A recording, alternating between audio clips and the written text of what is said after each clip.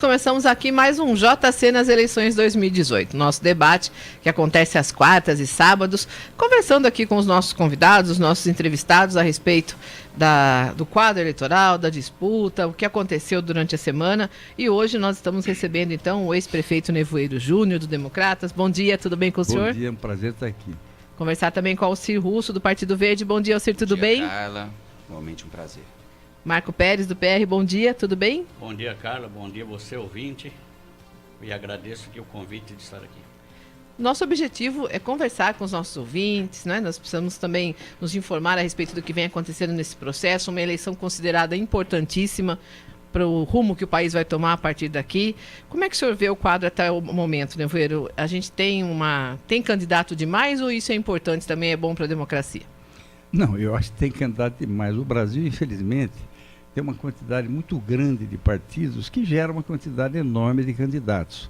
Eu acho que nós estamos vivendo um momento de uma extrema crise. O Brasil nunca teve uma recessão tão grande e tão prolongada como essa, e é preciso tirar o país desse atoleiro, né? E a expectativa que se tem é que vença o melhor. Eu acho que tem muito candidato, muito pouca proposta, e, na verdade, eu estava vendo hoje, dizendo assim, que o Lula ganhou um negócio na ONU, né, que ele tem que ser candidato. Eu li aquilo, falei, meu Deus do céu, isso serve até para reunião de condomínio, de sindicato, né, quer dizer, o Brasil precisa ficar um pouco mais sério, essa é a minha opinião. O senhor acredita que existe também um alto índice de eleitores que ainda estão indecisos?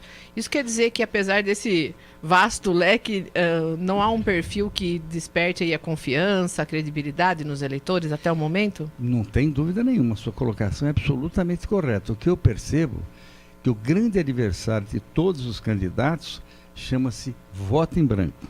Quer dizer, é um desânimo acentuado no perfil do eleitorado brasileiro, que é uma coisa que, de certo modo, me incomoda sobremodo. Por essa razão que a grande preocupação é essa. As pessoas estão desencantadas com os homens públicos. Acham que eles são pessoas desacreditadas e incompetentes para resolver os problemas do país. Quando eu sempre digo assim, queiramos nós ou não, dia 3 de outubro vai ser eleito um deputado estadual, deputado federal, senador, governador e presidente da República. Votar em branco, não votar, no meu entender, é fugir da responsabilidade patriótica de cidadão. Até porque se você proceder assim, você não tem nem o direito mais de criticar, né? Então, eu acho que esse desencanto é muito grande. E para piorar, a campanha é muito curta, os recursos são extremamente limitados, do ponto de vista da propaganda que se pode fazer, e isso induz, obviamente, a uma apatia, uma letargia do eleitorado nessas eleições. O Alcir Russo chegou a lançar o seu nome, não é? Se você ia disputar uma vaga a deputado federal. O que te levou a desistir dessa candidatura nesse momento? Carla, primeiramente queria parabenizar você por juntar esses dois monstros sagrados da política. A bancada aqui hoje está... Eu os considero meus amigos porque eu os conheço antes do meu círculo de amizade se formar, né? Mas em relação à candidatura, a primeira vez que eu me coloquei no debate foi como candidato a prefeito pelo Partido Verde, em 2016. De lá para cá eu vim cuidando de alguns aspectos profissionais, né? Hoje eu faço mestrado ali na área de geociência e meio ambiente na Unesp, sou advogado, trabalho na área ambiental e achei que não seria o meu momento, até porque, como disse o Nevoeiro, hoje isso daí eu estou cada vez mais convencido de que a gente precisa combater a omissão, porque a história não perdoa o omisso. E existe uma dificuldade muito grande, você vê que a eleição começou, mas a coisa está fria, não está nem morna ainda, está muito fria. E as pessoas elas têm uma extrema apatia pela política, pela classe política, e devido muito também a essa vilanização, esse desgaste massivo da mídia que fica apontando, com razão, aspectos negativos do político e da política, e a gente precisa descobrir, né, quem ganha com isso. O judiciário ganha. Tiveram um aumento de 16%, recebem auxílio moradia. O Luiz Fux sentou 2 anos no processo que julgaria sobre o auxílio moradia ao custo de 3 bilhões por ano para o país. Então a gente precisa trazer também outros elementos para o debate. Mas enfim, respondendo a sua pergunta, achei que não seria o meu momento, porque eu tenho que cuidar da minha vida particular. Agora, você acredita que o fato, a gente tem aí 17 candidatos, juntando os candidatos a deputado estadual e a deputado federal, isso acaba atrapalhando? Corremos o risco de ficar sem representantes da região devido ao excesso de candidatos? Carla, eu acho o seguinte, a minha ideia de democracia é que a gente precisa cada vez mais legitimar e trazer o outro para o espaço público. Não acho que a questão do excesso de candidatos seja ruim. O que eu acho que é ruim é a questão da apatia das pessoas em relação à classe política. Hoje nós vamos ter, a eleição talvez ela se defina, se você olhar as pesquisas, nem tanto por intenção de voto. Talvez 2 fatores sejam fundamentais para definir o rumo da eleição. O primeiro é a omissão, aquele que não vai, aquele que quando vai anula ou vota em branco, e a rejeição. Essa rejeição, essa pecha da política que recai sobre o político, ela é muito ruim, porque as pessoas elas estão convencidas que a corrupção, né, que é o aspecto negativo muito ressaltado da política, que a corrupção é um aspecto moral. E hoje os candidatos andam explorando muito isso, eles constroem uma imagem de marketing feita por um marqueteiro que tenta falar para todo mundo, mas não comunica com ninguém. Tem até um livro do Samuel Finner que fala sobre isso daí, Manuel Castells. Há muita discussão sobre essa imagem do político construída. E as pessoas não se identificam com o que está acontecendo. Então, Carla, a questão de ter mais ou menos candidatos, acho que não é o problema. O ponto é como a gente devolve a política para o político, aquele que age por princípios, aquele que não transige com o que acredita e que não fica fazendo as coisas de acordo com a sua conveniência pessoal. Marco Pérez, é importante, pela sua experiência aí junto à política, é importante que a cidade tenha um representante. Como é que funciona isso depois da eleição, no momento do prefeito solicitar recursos, no contato com o governo estadual, o governo federal? Como é que é esse trabalho do deputado? Bom, comentando a palavra do Alcir, que ele considera, um dos amigos dele, que ele não tinha fechado o círculo de amizade. Eu agradeço. Agradeço os momentos maravilhosos que eu e o Nevoeiro tivemos juntos em momentos políticos. E aí, respondendo você. O Nevoeiro, que diversas vezes governou Rio Claro, tem uma experiência bastante vasta, com certeza vai entender esse comentário e vai referendar para o povo. Nem sempre é o político local que traz recursos para o prefeito ou para a administração pública. Na política, como tudo, você faz amigos que você tem em certo momento mais relação, em outros momentos menos relação. Em política você tem projetos que somam para uma comunidade. Eu lembro muito bem, em 2006, eu apresentei uma pessoa para o Nevoeiro, que no começo, apesar da sua preferência sempre pelo oriental que o Nevoeiro tem, ele estranhou chegar um deputado em Rio Claro, chamado William Vu, e fizemos um projeto para Rio Claro, baseado no partido do William Vu, naquela época, PSDB, que nem era o partido que o Nevoeiro tinha simpatia, mas quando se conhece o político e o relacionamento vem, os projetos e o recurso para a cidade vem. Hoje, está bastante divulgado nesses 18 meses aí que eu me envolvi com política partidária, e aí tanto o Alcir quanto o Nevoeiro e você, Carla, sabe? Muitos anos eu tentei ajudar o Rio Claro com recursos, trazendo amigos para que viesse colaborar com algum projeto ou outro, e só recentemente que eu me filiei para cuidar de um partido político, que é o PR. E nesses 18 meses recentes, o político que mais trouxe recurso para Rio Claro, isso o prefeito fala, outros vereadores referendam sempre, até vereadores que não têm ligação com esse deputado, que é o deputado Miguel Lombardi, elogiam a postura dele. Hoje é o que mais trouxe recurso. Então não é sempre o político de Rio Claro que traz recurso. Então a importância da política partidária para qualquer prefeito, ela existe. Existe no sentido de ser dos seus partidos, seus pares, e às vezes não são dos seus pares. Quanto a ter muito candidato em Rio Claro, a gente precisa entender que a política nacional está tendo uma depuração. É o pedido de todo mundo. Renovação, é o pedido de todo mundo, como diz o Alcir, que coloque o seu trejeito político para a população aprovar ou não. Nós estamos num momento de seleção natural. Isso não é uma coisa deste ano de 2018. Se a gente vê, você que está sempre acompanhando a classe política, esse movimento de Brasil começou faz uns 10 anos de tentar depurar. E a depuração, você vai ficar com as pessoas que estão na militância há bastante tempo e outras que estão chegando. Quanto a muitos candidatos em Rio Claro, é o que os partidos estão precisando. O Alcir falou agora que ele desistiu do projeto político. Não era um projeto político só do Alcir, com certeza do partido que ele está afiliado, que é o PV.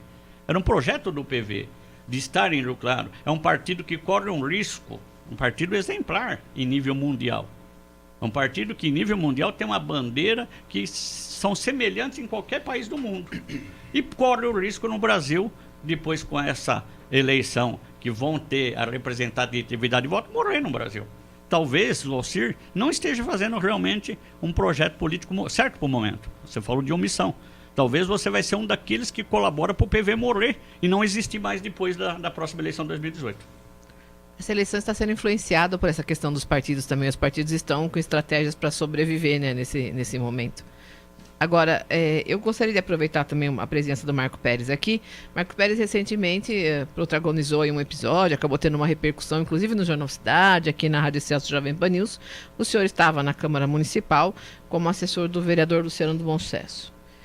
O que aconteceu que o senhor foi exonerado do seu cargo? Houve uma questão política? Gostaria que o senhor aproveitasse esse espaço também para explicar o que aconteceu aos nossos ouvintes. Pois não. Como eu mesmo citei agora há pouco tempo, a minha militância partidária é recente. Eu entrei no projeto do PR, também a pedido da direção estadual e nacional, para reconstruir o PR, que já existiu forte aqui, já é do tempo que era PL. E naquela ocasião, você disse o Jornal Cidade a repercussão, porque também o Jornal Cidade publicou bastante no final de 2015, 2016, que o PR vinha para consolidar e se enraizar na cidade de Rio Claro. Eu, como presidente do partido, de agosto de 2015 até o final de 2006, em nível local, construí um projeto de se eleger 2 vereadores. Então, a coligação se eleger 2 vereadores. Naquele momento, o PR decidiu não só coligar com os 2 maiores segmentos políticos de liderança, que era o MDB e o DEM. Então, não fizemos o projeto de eleger 2 vereadores nas maiores coligações partidárias que concorreram em 2016.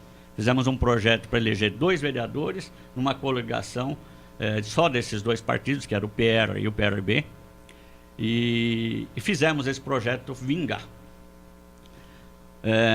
Montamos um projeto na Câmara, que também eu gostaria aí do comentário de vocês, porque sempre foi, que o gabinete do vereador Luciano é que bastante trouxe verbas para Rio Claro nesses 18 meses, como também que legislou bastante coisa. Teve diversos políticos que estão nessa mesa e outros que elogiaram a capacidade de legislar daquele gabinete. Chega o momento da eleição, eu, como coordenador regional do partido, recebi novas missões, e o vereador Luciano, que é o vereador eleito, fez uma opção momentânea, que pode ser política ou não, de mudar o gabinete, o que é natural na política. As pessoas vêm para somar e as pessoas deixam espaço para os outros construírem. Então foi uma decisão pessoal do vereador. Se você diz que se tem ação política ou não, quem conhece a política sempre tem ação política. Sempre tem uma ação política. Sempre tem, que às vezes fica clara, às vezes fica escondida. Isso a gente segue o caminho. Quer dizer, a minha opção de nunca entrar na militância partidária, o Nevoeiro sabe disso, me convidou diversas vezes no passado, convidou para ser secretário dele, eu sempre neguei para o Nevoeiro, não foi uma vez. Mesmo assim, eu não deixava de ajudar aquelas administrações que ele participou. Porém, a vida partidária tem essas coisas que você colocou bem. É uma ação política de grupos, às vezes, que estão a seu favor, às vezes contra, e você tem que aceitar a posição. Isso faz parte da movimentação. O ex-prefeito Nevoeiro Júnior também acompanhou isso durante as suas administrações, essas questões políticas, e nesse momento o seu Partido Democratas está no poder aqui em Rio Claro, é o partido do prefeito Juninho da Padaria. Como é que o senhor analisa a situação atual? O senhor que tem tido uma participação efetiva nas redes sociais, nos debates a respeito das questões de Rio Claro. Olha, a conclusão que eu chego, eu queria dividir minha resposta em 2 níveis, né? em nível local, a impressão que me dá, e a cada dia, que o prefeito Juninho é um homem bem intencionado. Sem dúvida alguma, um homem bem intencionado e um homem correto, na minha opinião. O problema de Rio Claro, da prefeitura de Rio Claro, foi o agigantamento da sua máquina. Vou dar um exemplo para você. Quando eu fui prefeito a primeira vez, Rio Claro tinha 110 mil habitantes. E nós tínhamos cerca de 600 funcionários. 700 funcionários, desculpa. Uma média de um funcionário para cada 130, 140 habitantes. A máquina pública atual, que ele herdou, que foi extremamente inchada ao tempo que o Du foi prefeito, tem 6 mil funcionários. Exatamente, um funcionário para cada 30 habitantes. Meu Deus do céu, a relação de funcionário por habitante deveria ser a mesma, um para cada 130, 140. Eu confesso que a cidade de Piracicaba, segundo dizem, que é o dobro da nossa, tem menos funcionário que Rio Claro. E funcionário público, você não tem jeito de mandar embora. Ele é um concursado, é que nem um concreto seco, você não pode mexer nele. Dá assédio moral, dá um monte de confusão.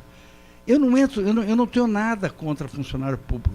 Acho que quem trabalhou comigo sabe disso. Só que essa máquina inchada faz que a grande obra do prefeito municipal seja tão somente fazer a folha de pagamento a cada 30 dias. Se você não romper isso de alguma maneira que seja legal, obviamente, fica muito difícil você governar. Porque os recursos são mínimos. Eu me lembro, no primeiro mandato, eu pagava folha de pagamento, a prefeitura, apenas com o ICM recebido.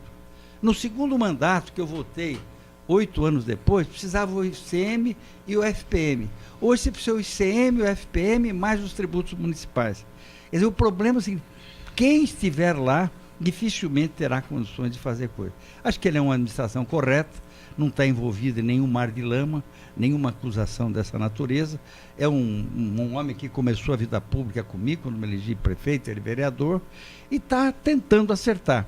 Acho que está acertando em algumas coisas, mas penso que ele deveria se envolver naquilo que Rio Claro precisa hoje. Crescimento econômico. Fazer um novo distrito industrial para que 10, 20 anos nós não tenhamos a dificuldade de emprego que tem hoje nessa cidade. É chocante a quantidade de placa de venda-se, aluga-se e gente saindo. Tem 4 mil pessoas que saem de Rio Claro para trabalhar fora.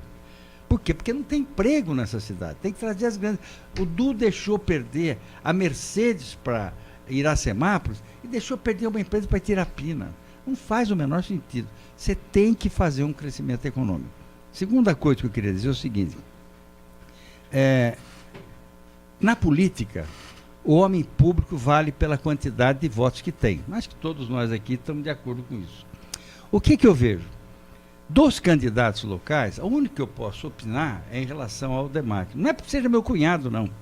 Foi 6 vezes deputado. Com certeza se elegerá.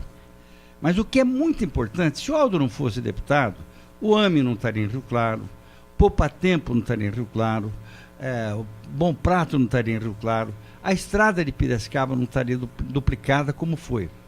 Por quê? Porque ele mora em Rio Claro. Pouca gente sabe. Dos 89 deputados, apenas 27 residem numa cidade do interior. Ele reside em Rio Claro. Óbvio, entre fazer uma coisa para uma cidade que ele não reside e na cidade que ele reside, óbvio que ele vai postular por fazer pela sua cidade e pela região. Então eu acho o seguinte, essa eleição é uma eleição que, na minha opinião, de um modo geral, os candidatos estão tudo mais ou menos no mesmo diapasão e tal.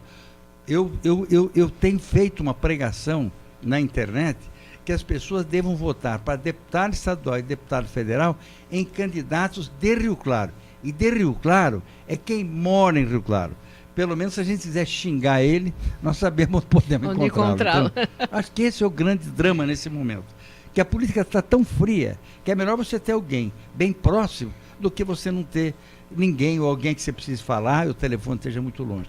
O senhor já ocupou como diz, a solitária cadeira de prefeito por 3 mandatos. O senhor acha que está faltando uma oposição ao prefeito Juninho e ao presidente da Câmara, André Godoy? Isso é um perigo também, né, prefeito? Não tem Sem ninguém que dúvida diga o que nenhuma. está acontecendo de verdade. Eu acho que uma cidade sem oposição é o grave de você estar fazendo errado e ninguém dizer para você que está errado. A oposição é uma instituição absolutamente necessária e fundamental para a democracia.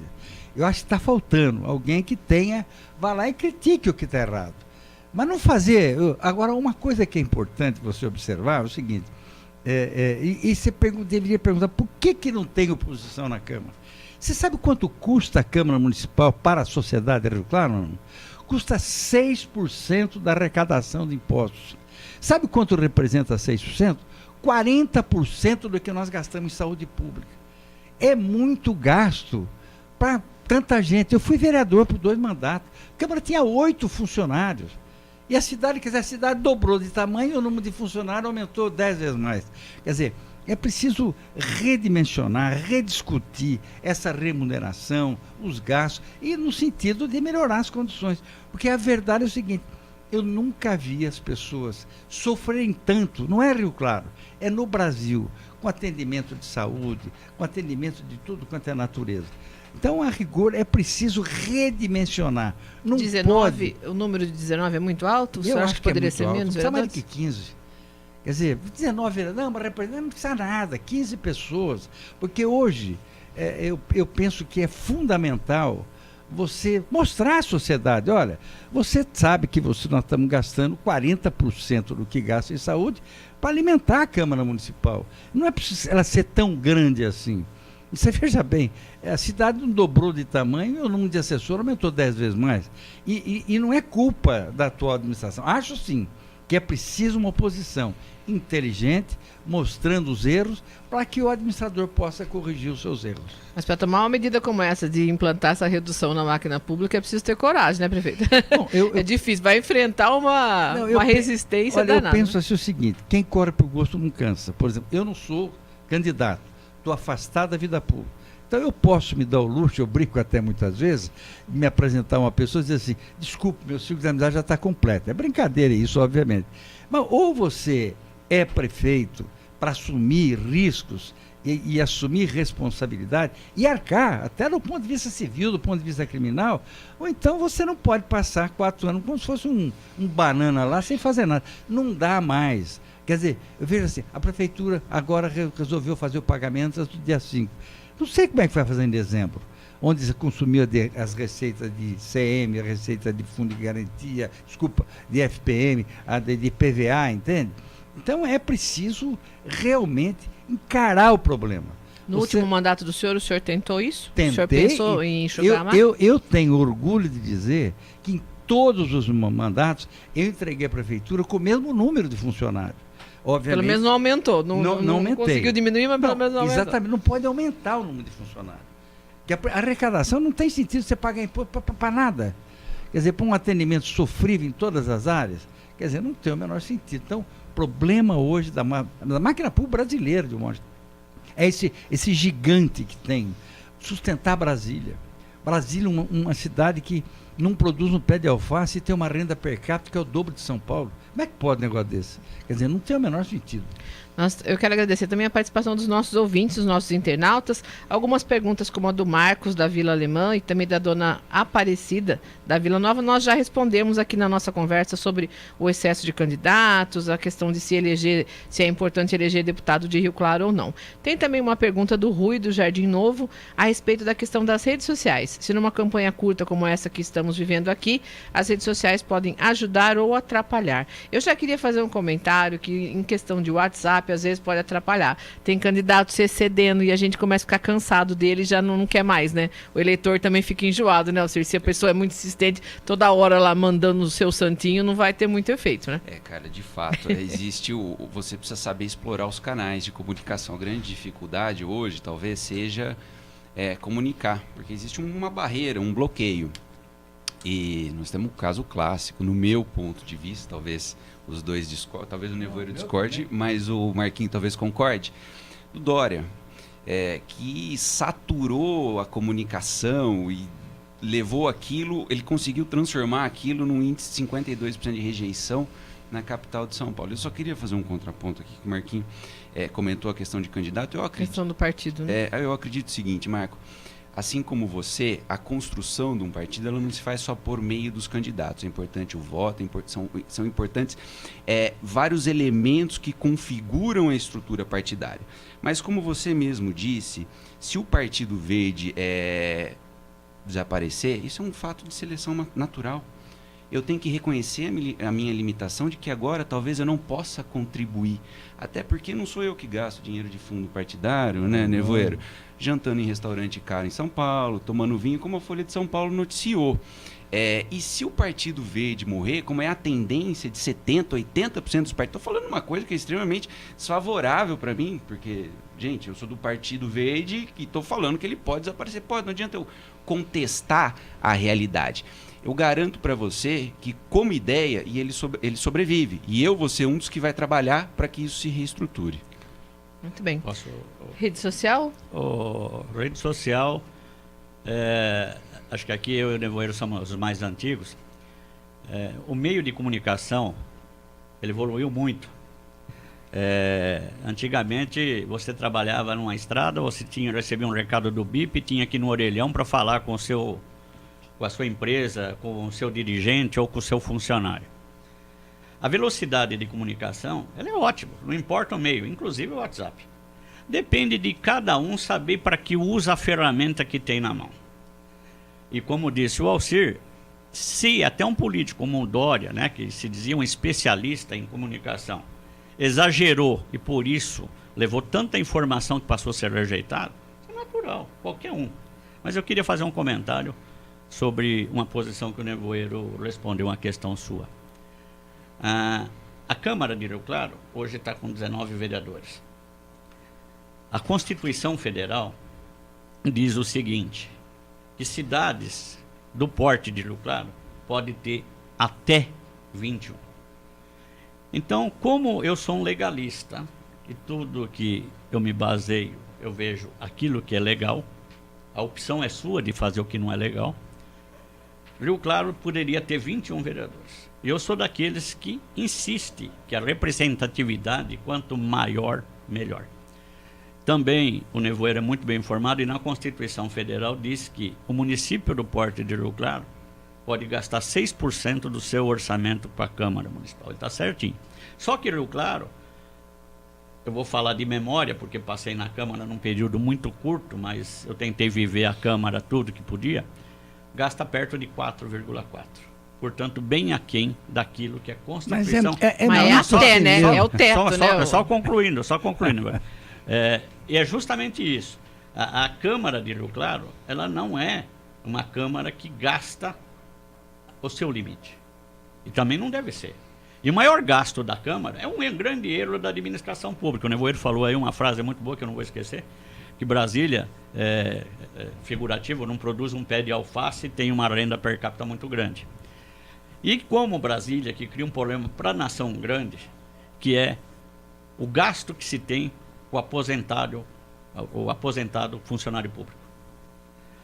Na Câmara de Rio Claro, se gasta muito mais em complementação aos funcionários aposentados da Câmara, e aí o Nevoeiro está certo, a gestão do funcionário público, do que com seus vereadores. Se gasta mais de complementação dos aposentados, de coisa recente que eu vi, do que com os seus vereadores. Por outro lado, a gestão pública, o Nevoeiro colocou muito bem. Ele conseguiu administrar, nunca diminuindo nem aumentando os funcionários. Nunca. Quantidade, entreguei eu lembro frase no tempo que, mesmo não aceitando os convites para trabalhar na máquina pública, que o Nevoeiro fez algumas vezes, uma frase dele muito boa. Que se pegasse certos funcionários públicos, não são nunca a maioria, e pusesse eles para ficar isolado num canto, o gasto da máquina pública diminuiria. Porque não é só o gasto do funcionário. É o gasto do funcionário com coisa que não deve, aquilo que a turma fala do cafezinho, etc. Mas principalmente com a ação errada. Qualquer funcionário na vida pública, se ele tem uma ação errada, ele é demitido. E o funcionário público, depois de concursado, ele pode não fazer nada e você ter que manter ele na máquina pública. Então, fazer essa grande mudança é que vai ser o desafio do programa do Brasil. E vamos lá. Isso, já que eu falei do gasto da aposentadoria. Tem hora que eu tenho medo do IPRC de Rio Claro, né? Num futuro próximo, com a máquina inchada como está, todos esses vão ser aposentados, se Deus quiser, e sobrevida, porque, graças a Deus, e eu estou nesse momento que quanto mais tempo passa, mais a gente tem uma previsão de vida maior. Imagine o gasto da Previdência com a máquina pública. Questão da longevidade aí, né? O Hamilton Ansanello manda um abraço para o prefeito Nevoeiro, parabeniza pela sua colocação em relação à necessidade da cidade ter os seus deputados e reforça que é importante também ter um deputado federal, que há uma dificuldade aqui em Rio Claro para que se entre num consenso em relação ao deputado federal. Há um ditado popular, e os ditados populares ensejam uma verdade sempre, diz assim, quem parte reparte, não fica com a melhor parte, ou é bobo ou não tem arte. Eu pergunto assim, por que não ter um deputado federal de Rio Claro? Eu tenho defendido assim, votem em candidatos a deputados de Rio Claro. É de Rio Claro, quem mora em Rio Claro, quem vota em Rio Claro. Essa história, não, meu avô estudou no colégio isso não vale. É quem mora em Rio Claro. Acho que esse é o ponto fundamental, na minha opinião. Ontem nós tivemos mais um debate dos candidatos a presidente, vocês acompanharam, como é que tem sido essa disputa à presidência? Parece que alguns pontos que não são tão importantes assim em relação ao que se espera, né, do futuro presidente do país, acabam tendo mais destaque do que a apresentação realmente de propostas, a dinâmica do debate também atrapalha um pouco, o tempo é curto, né? Eu vou um pouco mais longe, o que eu vejo assim, é o seguinte, tem uma expressãozinha popular da história de uma vaca que estava segurando uma camisa na boca. E o dono da camisa quis tirar. Então a vaca falava assim, se eu abrir a boca, ele tira a camisa. Ele falou, se soltar, ela come a camisa. O que está acontecendo no debate? Está todo mundo tateando por causa do segundo turno. Então ninguém está jogando firme em cima do turno. A não ser aquele maluco do PSOL, né? Que invade casa, invade fazenda. Esse cara falando em relação ao Bolsonaro, né? Então, realmente, estão tateando muito, tateando demais e tal. Sabe que eu não consegui ver até o final? Para ser mais objetivo, nenhum deles. Eu também estou com essa dificuldade, viu, né? E as pessoas acabam cobrando. Eu acho que hoje, vou fazer uma colocação para você. É óbvio que eu entendo assim, que dos que estão aí, o mais preparados, sem dúvida alguma, porque você veja bem, todos os estados brasileiros estão literalmente quebrados. O único estado que paga suas contas em dia é São Paulo. Em todos os aspectos. Eu acho que é o Geraldo Alckmin. Estou falando minha opinião, né? Agora, o que eu vejo, assim, Rio de Janeiro está quebrado, Paraná está quebrado, Rio Grande do Sul está quebrado. Então, esse é o mais preparado. Mas eu diria que, nesse momento, não dá para você dizer quem vai ganhar a eleição. Eu acho que você tem... Qualquer um dos que estão ali tem chance de ganhar as eleições. Sem dúvida nenhuma, entendeu? Agora, vamos ver se as redes sociais valem muito... Bolsonaro ganha. Se não valer, ele perdeu a eleição. Ontem no debate televisivo dos candidatos à presidência da República, ficou evidente também isso que o Nevoeiro falou. Todo mundo fica tateando, se colocando. Alguns têm... Ninguém quer perder eleitor, né? Não é só perder o eleitor, né? Ontem, vocês estão falando bastante de redes sociais, comunicação. Ontem, os números das redes sociais naquele debate bateu todos os recordes existentes, não só no Brasil, em comunicação instantânea por todas as redes sociais, ou Facebook, ou outros meios. Porém, a gente precisa entender também que alguns estão lá para defender ideias que são indefensáveis, né? Eu sou de um partido, que é o Partido da República, que sempre defendeu o direito da propriedade privada. É um dos direitos básicos, né? Você construiu uma propriedade, você tem o seu bem, e alguém vai lá defender a invasão, a tomada, né, de terras, às vezes até produtiva. Mas é uma linha. E a população está acompanhando. A turma pensa que a população não acompanha. A população acompanha, a população toma medidas, né? Às vezes a comunicação é mal feita. O Alcir falou agora há pouco sobre o exagero do Dória, e ele está lhe custando caro isso, né? E mesmo porque, quanto mais você comunica, mais a verdade sua você passa. Que pode ser a verdade que você não quer passar, mas você passa. Então, os debates de televisão são interessantes, o programa de televisão é interessante, mas esta campanha é totalmente atípica. Bolsonaro está, quando o ex-presidente está fora de qualquer pesquisa, ele está em primeiro em qualquer lugar. Em certos segmentos é exagerado a intenção de voto que ele está, e ele está fazendo tudo para não errar, porque está certo o Nevoeiro e o Alcir, né? Neste momento é a briga para eles, candidato a presidente da República, eles candidato a governadores, e para o segundo turno. E não é só São Paulo que está pagando em dia, mas são muitos poucos estados que estão pagando em dia. Você tem Rio de Janeiro, uma situação gravíssima. O Rio Grande do Sul, pouca gente sabe, é pior do que o Rio de Janeiro em nível de situação econômica do estado. Mas cada um vai tentar fazer que esteja presente no segundo turno. Ô Carla, eu também acredito aqui, complementando o que o Nevoeiro falou, não voto no PSOL, mas eu acho que existe um problema de comunicação muito grande. Talvez você defender a pauta da moradia, invadindo casa, invadindo fazenda, não seja adequada, porque você tem que ter respeito à regra. Mas também não acho adequado, assim como tem candidatos que defendem a pauta da moradia, dando auxílio moradia para juiz. Eu acho um absurdo inominável. Não, isso você tem toda a razão. Que é o custo Brasil. O cidadão está atento, acho que é as duas pontas, né? O Brasil, a questão da invasão, mas tá também aos abusos hoje, aí. A ditadura do judiciário. O legislativo está apequenado, o executivo está apequenado. Eu sempre digo assim, tem ladrão na política? Não esquece do Ministério Público, que não, você sofreu muito com tem isso, né? tudo quanto é lugar tem vagabundo e ladrão, né? Na política também tem. Mas tem muita gente boa. O judiciário, o Ministério Público, eles não pensam que são Deus. Eles têm certeza que são Deus. E sai mandando ver para todo mundo. Nevoeiro, e só para complementar o que você está falando, por mais que a classe política tenha problemas, por mais que o nosso sistema político tenha problemas, a gente tem chance de trocar. O judiciário não tem a accountability, ele não presta contas para ninguém. O mais grave, e o máximo que pode acontecer com ele é ele ser aposentado compulsoriamente. O mais grave que eu vejo é o seguinte... E ninguém toca nesse ponto. Vocês sabem quantos fichas sujas tem no Brasil hoje ou não? Tem ideia ou não? Não tem. 17 mil. Quer dizer, o juiz dá uma sentença e ela é reformada, com ele não acontece nada.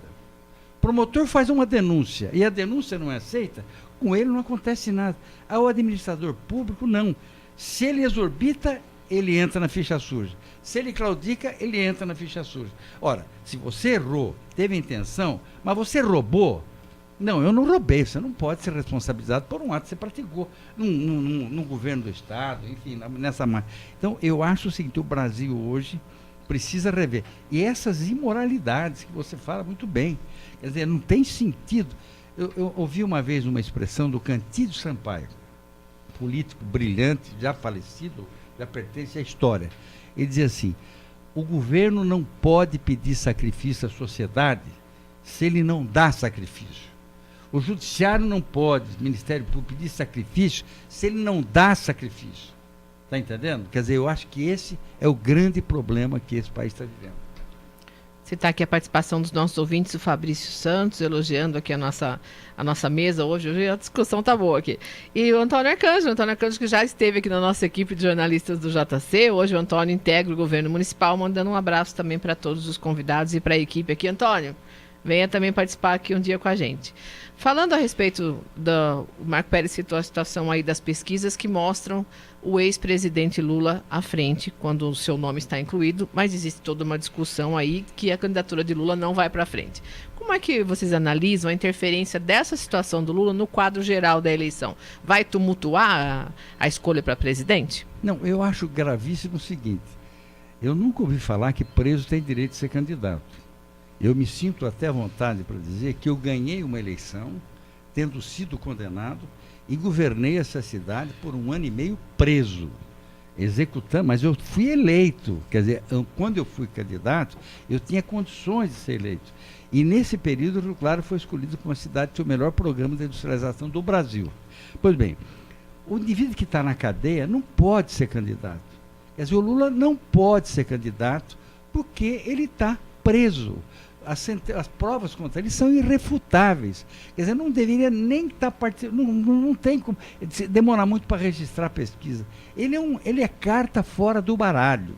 Quer dizer, ele tem um fantoche lá, que é o Haddad, que vai substituí-lo com certeza, entende?